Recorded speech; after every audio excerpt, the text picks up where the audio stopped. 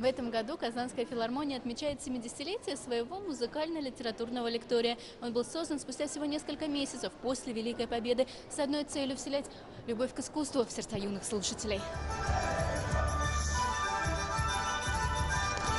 Раз для детей, значит ярко. Оттого концерт начался с радуги татарского народного танца.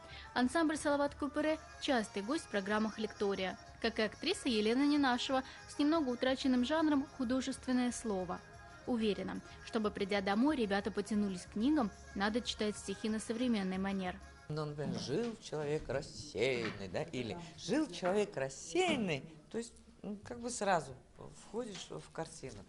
Не мелодика стиха, мы ее сохраняем, но в то же время мы как бы в первую очередь пробиваем, завязываем с детьми современный разговор такой, историю. В программе и оперные арии, и романсы от Глинки до Яхина.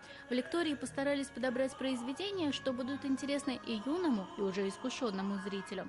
Оттого абонемент называется «Для всей семьи». Для меня семья, для самого, и играет огромное значение.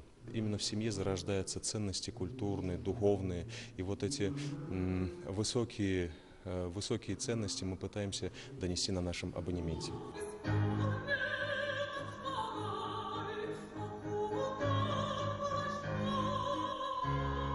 Еще до открытия сезона лекторий филармонии выступил в 18 школах Елабуги и набережных Челнов. В этом сезоне коллектив отметит юбилей не только свой, но и великих композиторов. В планах концерты музыки Свиридова, Чайковского и Сайдашева.